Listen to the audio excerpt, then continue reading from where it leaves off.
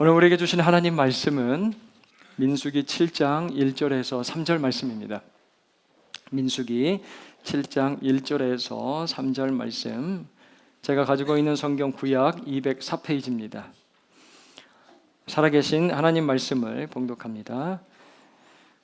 모세가 장막 세우기를 끝내고 그것에 기름을 발라 거룩히 구별하고 또 그 모든 기구와 제단과 그 모든 기물에 기름을 발라 거룩히 구별한 날에 이스라엘 지휘관들 곧 그들의 조상의 가문의 우두머리들이요 그 지파의 지휘관으로서 그 계수함을 받은 자의 감독된 자들이 헌물을 드렸으니 그들이 여호와께 드린 헌물은 덮개 있는 수레 6대와 소 12마리이니 지휘관 2사람의 수레가 하나씩이요 지휘관 1사람의 소가 1마리씩이라. 그것들을 장막 앞에 드린지라.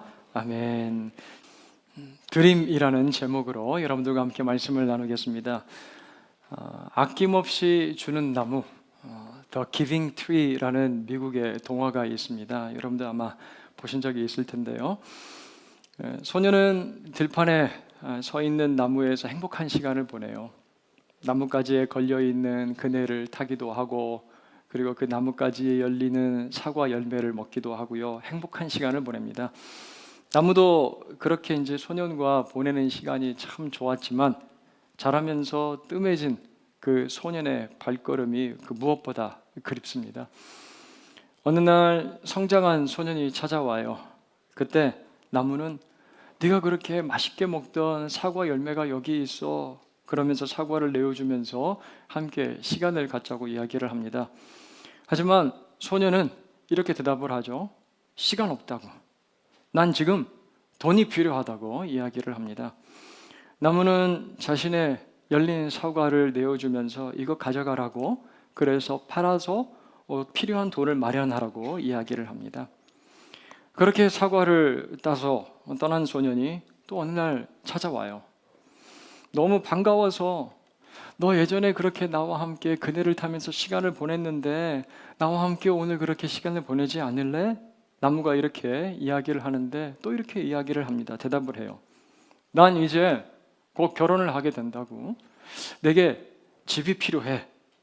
그때 나무는 자신의 가지를 베어서 필요한 목재로 쓰라고, 집을 지으라고 그렇게 대답을 합니다. 장년이 된 소녀는 다시 나무에게 이제 찾아와요. 우울한 얼굴로 어디론지 멀리 떠나고 싶다라고 그렇게 이야기를 합니다. 나무는 슬픔에 젖은 이 소년의 얼굴을 바라보면서 자신의 몸통을 베어서 배를 만들라고 이야기를 해요. 자, 그렇게 떠난 소년은 오랜 시간 또 돌아오지 않습니다. 그리고 세월이 흘러서 노인이 된 소년은 나무에게로 다시 돌아와요. 그리고 이렇게 나무에게 이야기합니다. 나 이제 너무 지쳤어. 피곤해. 이제 쉴 곳이 필요해.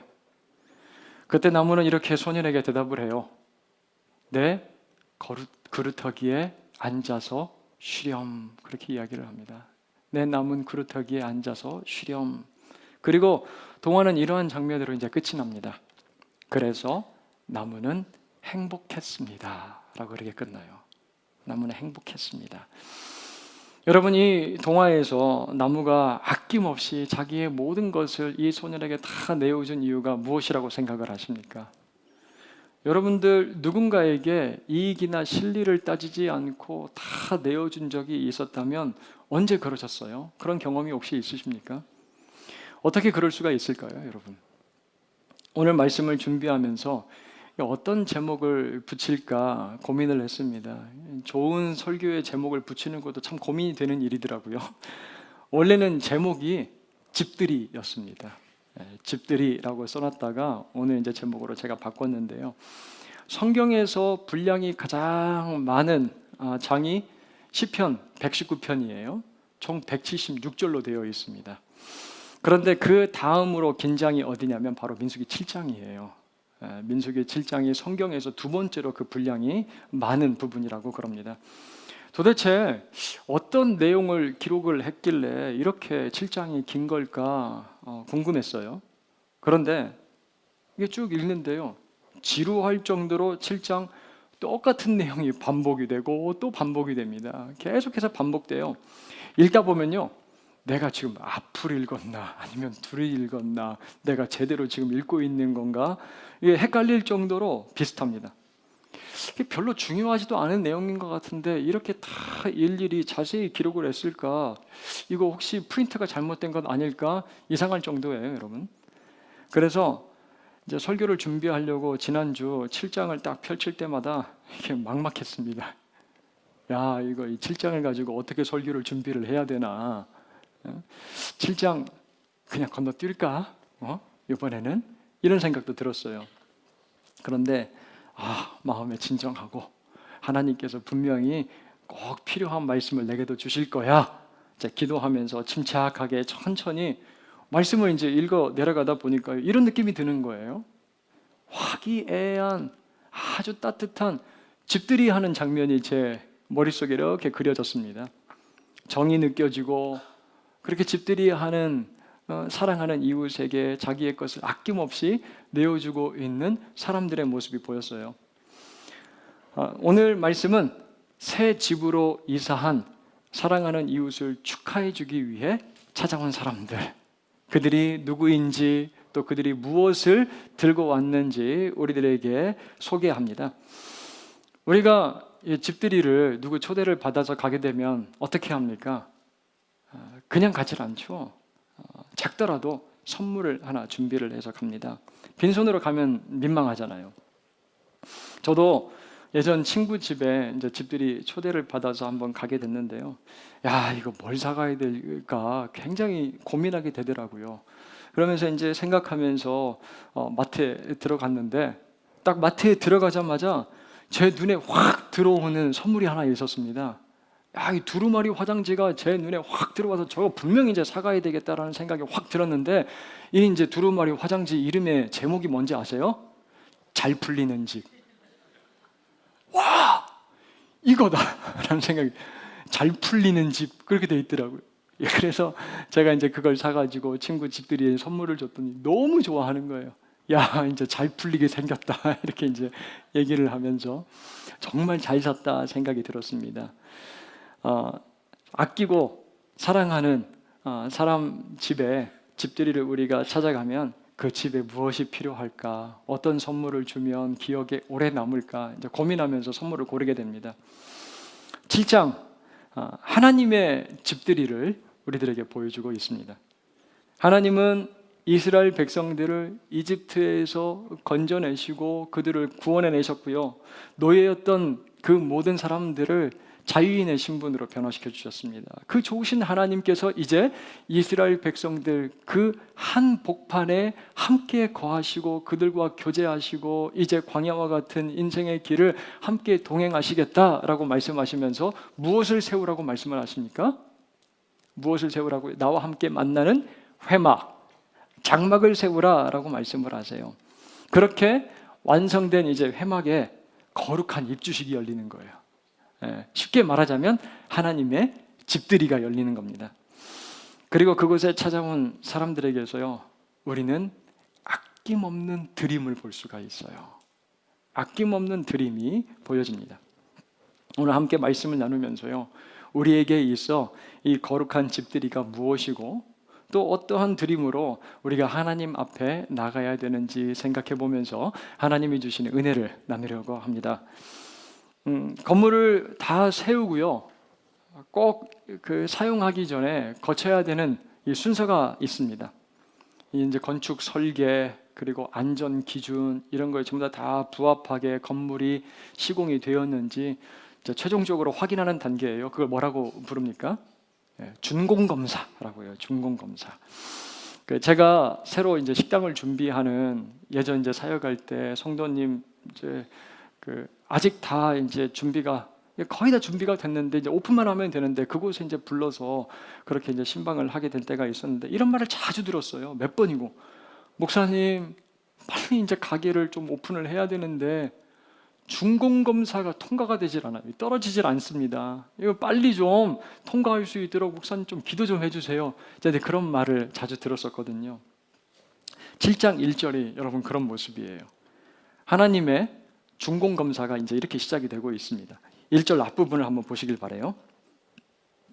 1절 앞부분을 보면 모세가 장막 세우기를 끝내고 라고 되어 있습니다. 모세가 장막 세우기를 끝내고, 여기서 모세가 장막 세우는 모든 작업이 끝냈다라는 구절에는요, 아주 이제 특별한 의미가 들어가 있어요. 하나님의 생각, 하나님의 의도, 그리고 그분의 디자인을 따라서 모세가 아주 정확하게 장막을 완성했다라는 사실이에요. 하나님이 여러 사람들에게 설계도를 나눠주신 것이 아니라 한 사람 모세에게 설계도를 건네주시고 이대로 장막을 세우렴 말씀해 주셨는데, 모세가 그 장막 세우기를 잘 마무리했다, 끝냈다라는 것입니다. 즉 이제 사람이 할 수 있는 일은 다 했다라는 거예요. 장막 세우는 데 있어서 사람이 할 일은 이제 다 했어요. 그렇게 지어진 성막, 하나님을 만나는 이 회막은 겉보기에는 굉장히 완벽했을 거예요. 손색이 없습니다. 지금 당장 사용해도요. 바로 사용해도 기능적으로 아무런 하자가 없어 보여요. 하지만 아직 아니에요. 아직 사용할 수 없습니다. 왜 그렇습니까? 이제 가장 중요한 마지막 단계가 남아있는데요. 그것이 무엇이라고요? 하나님의 준공검사입니다. 하나님의 준공검사예요. 계속해서 1절 말씀을 보겠습니다. 모세가 장막 세우기를 끝내고, 여기부터 함께 읽겠습니다. 그것에 기름을 발라 기물에 기름을 발라 거룩히 구별한 날에. 여러분, 모세가 장막 세우기를 다 끝을 내고 무엇을 하고 있습니까? 그곳에 기름을 발랐다라고 해요. 기름을 바릅니다. 자, 그렇게 기름을 바르는 이유가 무엇이라고요? 거룩히 구별하기 위함이다라고 되어 있어요. 여러분, 지난 시간 남자와 여자 차별을 두지 않고요, 누구나 스스로 내가 하나님을 위해서 좀 살아가기를 원합니다라고 약속하면 그 사람은 거룩히 구별하여 하나님을 위해 사용될 수 있다라고 말씀을 드렸습니다. 그러한 사람들을 뭐라고 부른다고요? 예, 나시린. 기억 잘하십니다. 나시린이라고 부릅니다. 여러분, 회막도요 나시린과 동일하다는 거예요. 마찬가지입니다. 어떻게 보면 이 회막의 구성물은 어때요? 나무, 금속, 그리고 여러 천들, 평범한 일상에서 접할 수 있는 그러한 물질로 이루어진 그냥 건축물일 뿐이에요. 자, 그런데 어디 우주에서 떨어진 아주 희귀한 광석물을 가지고 그렇게 만든 것도 아니고 굉장히 비싼 보석만으로 만든 게 아닌데, 기름을 바른 그곳이 특별한 곳이 된다는 말씀이에요. 하나님이 거하시는 예배를 위한 장소로 하나님의 예배를 위해 사용되는 여러 가지 기물과 기구들로 구별된다라는 말씀입니다. 변화된다는 거예요. 여러분, 건축에도요 무엇이 들어가 있어야 됩니까? 철학이 들어가 있어야 돼요. 건축물에는 철학이 들어가 있어야 됩니다. 사진을 한번 보세요. 이 사진 딱 보시니까 어떠한 느낌이 드세요? 어떠한 의미, 이게 좀 오지 않으세요? 안도 다다오가 디자인한 빛의 교회라는 곳의 사진입니다. 이 십자가 모습을, 십자가 모양을 이제 교회 정면에다가 두고 바깥에서 자연광이 들어올 수 있도록 해서 지은 교회예요. 이 사진을 보고 있으면, 이 그림을 보고 있으면 어떤 의미가, 아주 강력한 의미가 우리에게 전달됩니다. 교회는 십자가의 빛이 비추는 곳이어야 된다라는 그러한 메시지, 이 무언의 인식이 형성이 됩니다. 누가 말하지 않는데도 인식이 다 우리에게 다가오는 거예요. 의도와 의미가 잘 부여가 되어 있는 건물을 여러분 마주하고 있으면요, 글과 소리가 없어도 아주 강력한 메시지, 강력한 영향력에 노출되는 것 같은 느낌을 받을 때가 있어요. 의도와 목적이 분명한 건축물을 볼 때 우리가 그래요. 성막과 그 안에서 사용되는 여러 가지 기물들에도 하나님이 의도하시고 하나님이 의미하신 여러 가지 모습들이 담겨 있어요. 그리고 이제 그것들에 무엇을 바릅니까? 기름을 바르는 거예요. 이 행위를 통해서도요, 하나님은 한 가지 분명한 사실을 인준하려고 하는 겁니다. 무엇을 인준해요? 모든 사람들에게 어떤 메시지를 보여주십니까? 무엇이든지 기름을 바르면 이제 이 세상에 속한 것이 아니다라는 겁니다. 하나님의 소유라는 거예요. 때문에 이 세상, 사람들을 위한 목적으로 사용될 수 없다라는 거예요. 오직 하나님의 영광을 위해서 이 모든 것들이 사용되어야 된다라는 사실, 그 메시지를 전달해 주고 있다는 겁니다. 우리 청소년부 제자 훈련을 하는데 청소년부 담당하는 우리 이제 이승훈 전도사님이 그렇게 이제 물어봤다는 거예요. 하나님을 믿는 사람과 믿지 않는 사람의 가장 큰 차이가 있다면 무엇일까요? 그렇게 이제 물었는데 한 학생이 이렇게 대답을 했다고 합니다. 목적이 다르죠. 야, 이렇게 성숙한 답을 우리 청소년부에서, 그때는 이제 와 해도 좀 괜찮습니다. 제가 성가대랑 뭐 미리 짜고 한 건 아니고요. 야, 이렇게 성숙한 답을 우리 청소년부에서 하다니 우리 세안교회 미래가 밝구나라는 그런 이제 생각이 들었습니다. 성경을 찾아보면요, 사람에게도 이러한 기름을 바르기도 하고 붓기도 해요. 그 대상이 누구냐면 왕과 제사장과 선지자입니다. 이제 삼중직에 기름을 붓거나 바르는데요, 그들에게 기름을 부을 때 동반되는 현상이 있습니다. 성령이 함께 부어지는 것을 볼 수가 있어요. 성령이 부어집니다. 사무엘이 기름을 부을 때 아담하고 그냥 용모가 붉고 아름다웠던 소년 다윗에게 성령이 강력하게 부어지는 것을 볼 수가 있어요. 사무엘상 16장 13절 말씀이에요. 사무엘이 기름 뿔병을 가져다가 그의 형제 중에서 그에게 부었더니 이날 이후로 다윗이 무엇에게? 여호와의 영에게 크게 감동되니라 라고 합니다. 여기서 이 부었다라는 동사 단어가 칠하다, 바르다라는 그런 뜻을 가지고 있어요. 그리고 사도행전 10장 38절 말씀도 가서 보겠습니다. 이 10장 38절은 함께 읽도록 하겠습니다. 같이 읽습니다. 하나님이 나사렛 예수에게 성령과 능력을 기름 붓듯 하셨음에 그가 두루 다니시며 선한 일을 행하시고 마귀에게 눌린 모든 사람을 고치셨으니 이는 하나님이 함께 하셨습니다. 아멘. 하나님께서요, 나사렛 예수 그분이 이제 공생의 사역을 하는 데 있어서 무엇을 기름 붓듯 부으셨다고요?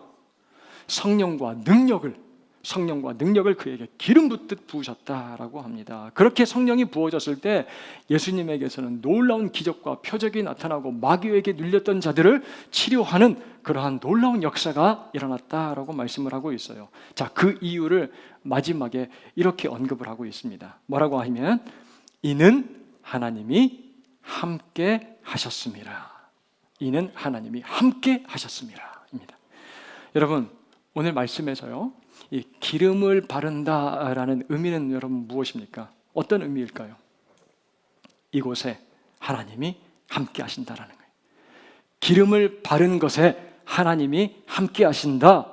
이 장막과 예배를 위해 사용되는 이제 모든 것들이 하나님이 사용하시는 하나님의 소유라는 말씀이에요. 이제 지난번에도 말씀을 드렸어요. 저와 여러분들에게 기름을 바른다, 기름을 붓는다라는 것이 무엇인지 이제 말씀을 드렸는데 바로 영적으로 성령이 우리 안에 거하시고 부어졌다라는 것을 의미한다고 말씀드렸어요. 자, 그렇다면 여러분 안에 성령이 계십니까? 네. 좀 주저하게 되세요? 여러분, 성령께서 여러분들 안에 충만히 거하십니까? 네, 여러분들은 성령의 사람들 맞습니까? 기름을 바르고 쏟아 부은 것처럼 성령께서 우리의 머리끝부터 발끝까지 흘러내리고 있다는 사실을 여러분들 경험하고 살고 계세요? 잘 몰라서 대답하기 좀 망설여지는 분이 계신다면 말씀을 한번 찾아서 읽어보도록 하겠습니다. 현대인의 성경으로 우리 고린도전서 12장 3절 말씀을 같이 읽어보면 좋겠어요. 고린도전서 12장 3절 말씀입니다. 같이 읽습니다. 그러므로 내가 여러분에게 말합니다. 하나님의 영으로 말하는 사람은 예수님을 저주하지 않습니다. 그리고 성령님의 도움 없이는 아무도 예수님을 주님이라고 말할 수 없습니다. 여러분, 우리가 마음의 정직함과 진실함으로 예수 그리스도는 내 삶의 주인이십니다, 주님이 나의 주인이시고 나는 주님의 소유입니다 라고 입술로 고백한다면 그건 누가 우리의 마음 중심에 계시다는 증거라는 말씀이에요? 성령님께서. 성령이 아니고서는 우리가 예수를 주라 할 수 없다라고 말씀을 하시는 거예요. 그렇게 우리가 고백한다면 우리가 어떠한 존재인지 고린도전서 3장 16절도 찾아서 보도록 하겠습니다. 같이 한번 3장 16절 읽겠습니다. 너희는 너희가 하나님의 성전인 것과 하나님의 성령이 너희 안에 계시는 것을 알지 못하느냐라고 합니다. 사랑하는 여러분, 우리가 예수를 주로 진실함으로 고백을 한다면 우리는 모두가 하나님의 기름 부음 받은 사람이라는 사실을, 하나님이 우리에게 기름을 바르셨다는 사실을 믿으시기를 바랍니다. 여러분 안에는 성령이 계시는 거예요. 성령이 충만히 여러분들의 삶을 통하여 역사하실 수 있다는 말씀이에요. 우리 자신은 성령이 거하시는 무엇입니까? 성전이에요. 성령이 거하시는 성전. 이렇게 기름을 발라서 이제 거룩하게 구별하고 있는 성막, 그리고 모든 기구와 기물들, 돌, 나무, 그리고 천, 금속과 같은 이게 평범한 물질이라고 말씀을 드렸어요. 여러분 우리도 마찬가지입니다. 제가 이제 잠실 그 롯데월드 거의 지하 세계 수준이더라고요. 거기 들어가면 복잡해서 길 잃어버리면 찾을 수도 없어요. 거기 이렇게 이제 돌아다니는데 사람들이 얼마나 많은지, 그 많은 인파 속에 이제 제가 섞여서 이제 걸어가고 있다 보면은 남들과 똑같은 것처럼 느껴질 때가 있어요. 야, 나도 그냥 이 수없이 많은 사람들 중에 그냥 평범한 한 사람이다. 그런데 하나님께서 저와 여러분들에게 뭘 바르셨다고요? 네, 기름 바르셨어요. 기름을 탁 바르셨다는 말씀이에요. 그래서 이제 한 번씩은 그 많은 인파 속에서 하나님께 이렇게 대화하기도 하고요. 제 자신에게 스스로 이렇게 선포하고 혼잣말할 때가 있어요. 난 하나님의 소유야. 성령의 기름 부음 받은 사람이야. 하나님이 나의 주인이시다. 성령께서 내 안에 계신다. 다 그렇게 이제 선포를 하면요, 그 수없이 많은 사람들 가운데서 내가 얼마나 특별하게 여겨지는지, 내가 구별된 하나님의 사람으로서 하나님의 사랑받고 있는 존재라는 사실이 느껴져서 참 감격스러울 때가 있어요. 하지만 하나님께서 나에게 이렇게 기름을 부어주셨다라는 사실을 다른 사람들에게, 내 주위에 있는 사람들에게 어떻게 표현하고 드러낼 수 있을까? 이건요, 여러분, 쉽지 않은 일 같아요. 이건 조금 고민하고 생각해 봐야 될 문제 같아요. 제가 잠실역 한복판에서 내가 하나님께서 이제 기름을 바른 사람이다라는 걸 나타내기 위해서 막 크게 찬양을 하고, 그리고 나는 그리스도인이라고 피켓을 들고 이렇게 서 있고 막 이제 복음을 선포를 하고, 그러면 여러분들 사람들이 야, 기름 발랐구나 그렇게 알아줄까요, 여러분? 정확히 말해서요, 이건 복음을 선포하고 전하는 모습이지, 우리가 그리스도인, 우리가 하나님의 기름 부음을 받아 구별되었다라는 것을 드러내는 방법은 아니에요. 그건 복음을 전하는 방식이지 내가 그리스도인이라는 정체성을 증명하는 방법은 아닐 수 있다는 말씀이에요. 제가 얼마 전 거울 앞에서 제 자신을 이렇게 한번 쫙 비춰봤어요. 인물이 그래도 괜찮네. 그런데 가을이 되고 건조해지니까 이 얼굴 피부가 약간 푸석푸석하고 막 까칠한 거예요. 그래서 뭘 좀 발라야 되겠다 해서 제 이제 로션을 발라도 이렇게 좀 윤기가 안 오더라고요. 그래서 아내는 항상 얼굴이 이렇게 반질반질하고 예뻐요. 그래서 여보, 당신 바르는 것 중에 뭐 좋은 거 있나? 당신만 바르지 말고 나도 좀 주지? 그랬더니 거기에 크림 한번 발라봐요. 그 크림을 발랐더니요, 얼굴에 광채가 기름이 막 바른 것처럼 확 드러나는 거예요. 그 모습을 이제 이렇게 거울로 비춰보면서 좋은 건 자기만 쓰나 이런 생각도 들었고, 그게 이제 생각이 나더라고요. 그 기억이 나면서 하나님께서 우리에게 기름을 바르셨다면 좀 티가 나야 되는데 우리들도 생각이 들었습니다. 여러분, 어떻게 하면 하나님께서 우리 위에 바르신 그 기름이 티가 날 수가 있을까요? 내가 하나님께서 기름 부음 받은 하나님의 거룩한 소유라는 사실을 어떻게 하면 내 주위에 있는 사람들에게 증거하며 살 수가 있을까요, 여러분들? 바로 오늘 말씀 제목입니다. 드림이에요. 드림이 그 방법이에요. 우리가 읽었던 1절 마지막이 이렇게 이제 끝이 납니다. 기름을 발라 거룩히 구별하는 날에라고 되어 있는데, 그 날에 또 어떤 일이 일어나는지 한번 2절 말씀을 보세요. 2절 말씀 가서 보니까 이스라엘의 지휘관들이라고 하는데, 가문의 우두머리, 지파의 지휘관, 계수함을 받은 자의 감독들이 헌물을 하나님 앞에 이제 가져옵니다. 1장 5절 말씀 가서 보니까 인구조사를 할 때 대표들을 뽑았는데 그 대표들인 것 같아요. 그들이 무엇을 드리고 있는지 3절 말씀을 다시 한번 보세요. 3절 말씀 보겠습니다. 그들이 여호와께 드린 헌물은 덮개 있는 수레 6대와 소 12마리이니 지휘관 2사람의 수레가 하나씩이요 지휘관 1사람의 소가 1마리씩이라. 그것들을 장막 앞에 드린지라. 여러분, 이제 이스라엘 12지파인데 그 12지파가 2명이 한 조가 돼서 6대의 수레를 하나님 앞에 드리는 모습을 볼 수가 있어요. 그래서 이제 총 수레가 몇 대? 6대가 이제 받쳐집니다. 그리고 수소는 각 지파에서 1마리씩 드리는 거예요. 총 12마리의 소가 하나님 앞에 드려집니다. 자, 이렇게 드린 수레와 소는 무엇을 위해 사용되냐면요, 하나님의 거룩한 장막을 옮기는 데 사용돼요. 자, 이 드림에서요, 한 가지 이제 주목할 만한 아주 중요한 원리를 우리가 찾아볼 수가 있는데, 누구 한 사람이 독점하지 않습니다. 한 사람이 특별하게 내가 이 부분은 알아서 주도할 테니까 당신들은 가만히 있어, 그렇게 얘기하는 모습을 볼 수가 없어요. 각 지파가 공평하게 나누고 있습니다. 하나님 앞에 드리는 이 드림에 모든 사람들이 참여하고 있는 거예요. 12지파, 인구도 다르고 각각 가지고 있는 능력도 달라요. 하지만 하나님의 성막, 하나님의 거룩한 집들이에 함께 참여하고 하나님 앞에 드리는 모습에 있어서는 그 선물이 동일해요, 여러분. 그리고 또 한 가지, 이 드림 누가 시켜서가 아니라 자발적으로 헌신하며 기쁨으로 나오고 있다는 말씀입니다. 이렇게 드려진 것에 대해서 어떻게 사용해야 될지 하나님께서 모세에게 이렇게 말씀하세요. 5절 말씀. 그것을 그들에게서 받아 레위인에게 주어 각기 직임대로 회막 봉사에 쓰게 할지니라 라고 합니다. 동일한 마음, 자원하는 심정으로 하나님 앞에 드려진 이 드림, 무엇을 위해서 사용돼요? 레위인에게 주어져서 회막을 위한 봉사에 쓰게 하라 말씀을 하십니다. 여러분, 기름을 발라서요, 거룩하게 구별된 하나님의 성막, 하나님의 거룩한 집들이가 있는 날 하나님께 한 사람도 빠지지 않고 드리고 있고요, 이 아름다운 드림이 있고 그 드림을 통해서 하나님의 회막을 봉사할 수 있는 일들이 진행되는 모습을 우리가 보게 됩니다. 이 말씀을 준비하면서요, 저는 아주 중요한 영적 원리를 발견하게 돼요.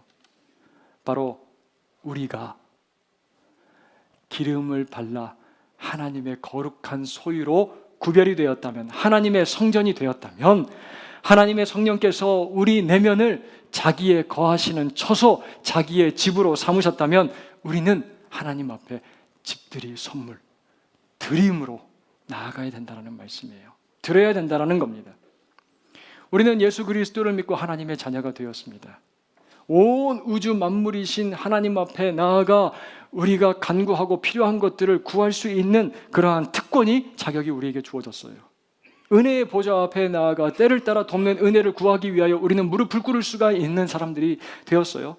이렇게 하나님은요, 우리에게 아낌없이 주는 나무신데, 우리는 하나님 앞에 뭔가를 드릴 때 어떠한 모습인지 생각을 해보세요. 인색하지 않나. 3부 예배 시간 때 부르는 이 봉헌 찬양 가사가 이렇습니다. 나의 모습, 나의 소유, 주님 앞에 모두 드립니다. 어제 일과 내일 일도 꿈과 희망 모두 드립니다. 나의 생명을 주님께 드리니 주 영광 위하여 사용하여 주옵소서. 내가 사는 날 동안에 주를 찬양하며 기쁨의 제물들이 나를 받아 주소서. 이렇게 여러분, 우리가 고백하며 찬양을 하지만 나의 드림은 어떤지 한번 살펴보시면 좋겠어요. 하나님은요, 우리 각자에게 기름을 발라 우리를 하나님의 소유로 삼으셨습니다. 그렇다면 우리가 소유하고 있는 것도 다 누구의 소유입니까, 여러분? 하나님의 소유라는 말씀이에요. 우리 가진 모든 것이 하나님의 것인데도 불구하고 주님께 뭔가 드려야 될 때가 있으면 머뭇거리기도 하고 주저하기도 하고 뒷걸음질 칠 때가 있는 거예요. 여러분, 이건요 단순히 물질만 이야기하는 것이 아닙니다. 물질을 넘어서 나의 삶, 신념, 기준, 삶을 해석하는 방식, 재능, 일 굉장히 다양해요. 여러분, 우리가 하나님 앞에 드릴 수 있는 것들 너무나도 다양합니다. 우리의 몸이 성령이 거하시는 하나님의 성전이라면 나의 모습, 나의 소유 하나님께 드려야 되는 거예요. 그렇게 드릴 때 하나님 그것 사용하십니다. 세상은 내가 하나님께서 기름 발라 구별한 하나님의 소유라는 사실을 발견하게 된다는 말씀이에요.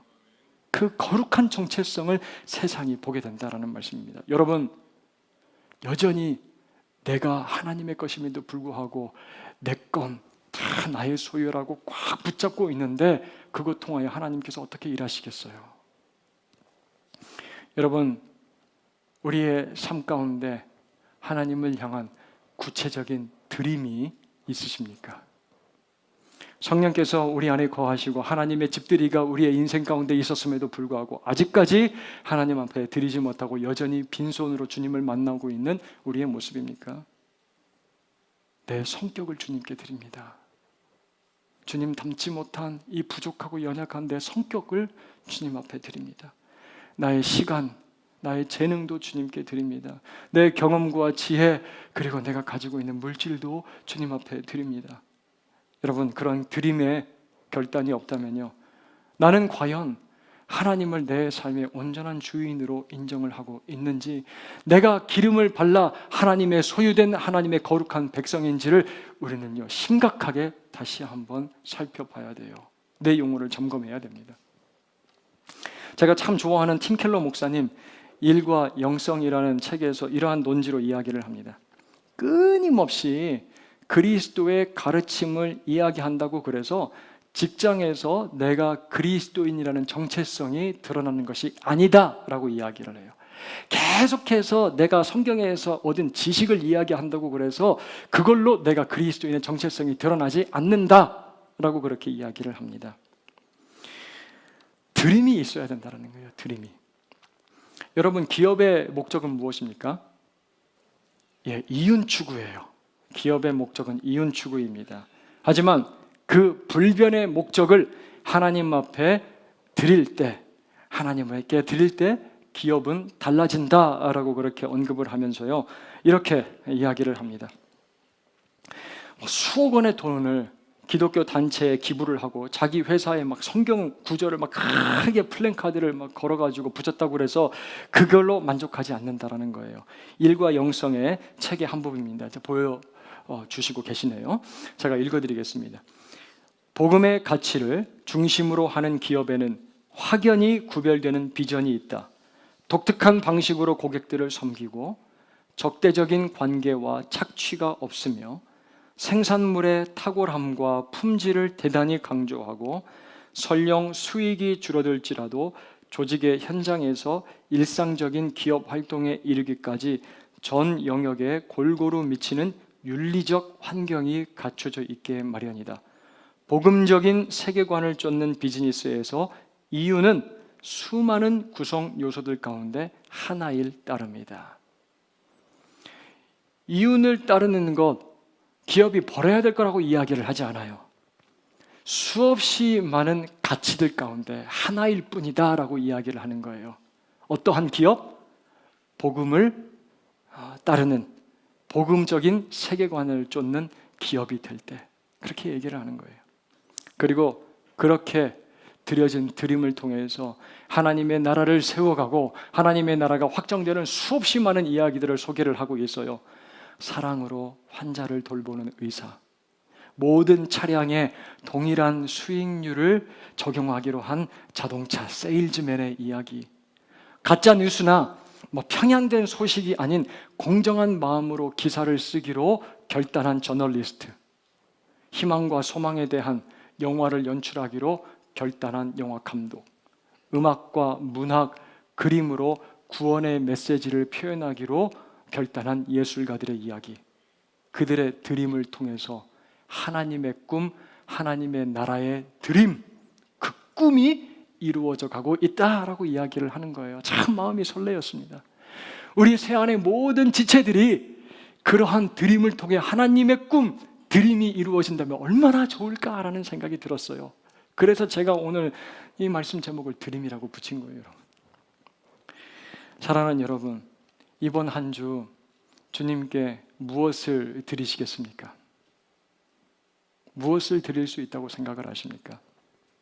내가 성령이 거하시는 하나님의 전, 기름을 발라 거룩하게 구별된 하나님의 소유라는 사실을 증거하기 위해서 어떤 드림이 있어야 되겠습니까? 저는요, 이러한 이제 드림을 좀 결단해야 되겠다 마음 가운데 이제 품었는데, 그 수요일을 넘어가기 시작하면 제 아내와 딸아이가 저를 슬금슬금 피하기 시작합니다. 왜 그런지 아세요? 이제 설교 준비가 이제 본격적으로 시작되고 그때 이제 굉장히 날카로워지나 봐요, 제가. 그래서 저를 이제 슬금슬금 피하고 저랑 이제 거리를 두더라고요. 이 승질머리 어떻게 해요? 굉장히 이제 민감해가지고 날카로워져 있는 저의 이 부분 때문에 이게 불편한 제 가족들 모습을 보면서 이 부분을 좀 드려야 되겠다. 하나님, 설교 준비하는 이 모든 과정을 주님께 드리겠습니다. 다 그렇게 드릴 때 저의 얼굴 가운데 여유가 좀 생기고, 그리고 웃는 얼굴. 이제 일부 예배 마치고 나가는데 권사님이 저한테 그렇게 하시더라고요. 어머, 목사님은 하나님이 얼굴에다 기름 바르신 게 미소인 것 같아요. 그렇게 말씀을 하시던데, 아멘. 그러한 미소로 한 주간을 좀 보내야 되겠다라는 생각이 드는 거예요. 그러면 저 사람 얼굴에 하나님이 기름을 바르셨네, 표가 난다, 표가 나, 그렇게 이제 생각을 해줄 것 같아요. 우리 가족이 출퇴근하는 대중교통 안에서 이런저런 막 잡다한 동영상을 보는 것이 아니라 찬양을 듣고 말씀을 묵상하면서 하나님과 만나는 시간 드림. 한 주간 감사의 제목이 있었다면 하나님 앞에 그 감사의 제목을 적어 작은 액수라도 하나님 앞에 드리는, 하나님께 올려드리는 감사의 드림. 주일 예배가 아닌 새벽, 그리고 수요, 금요 예배, 우리 주님과 한 번 더 만나는 예배드림. 그리고 가족과 친구들, 살면서 우리가 자꾸 이제 뭐라고 이야기하기 일쑤잖아요. 너 저 밥 좀 먹고 다녀라. 취직해야 될 거 아니야. 살 좀 빼라, 이번에는 좀. 너 언제까지 그렇게 누워서 있을래? 좀 일어나라. 하지만 그들에게 막 잔소리하기 전에 그들을 하나님 앞에 올려드리면서 무릎을 꿇는 기도드림. 공부하려고 책상에 앉자마자, 그리고 일터에 도착하고, 그리고 사업장의 문을 열자마자 막 커피 어디 있어? 커피부터 막 찾아서 마시는 게 아니라 하나님 앞에 말씀을 펼치고 묵상하고 하나님을 만나는 이 시간의 드림. 사랑하는 여러분, 기도하며 여러분 마음 가운데 주시는 성령의 인도하심을 따라 이번 한 주간 드림이 있게 되기를 주님의 이름으로 축원합니다. 그 드림이 무엇을 이룬다고요? 하나님의 꿈, 하나님의 드림을 이루어간다라는 말씀이에요. 드릴 때 하나님의 놀라운 그 꿈, 하나님의 드림이 이루어지는 것 보며 하나님이 주시는 놀라운 기쁨을, 감사와 감격을 경험하며 살아가는 우리 모든 새하늘 믿음의 지체들 되길 주님의 이름으로 축원합니다.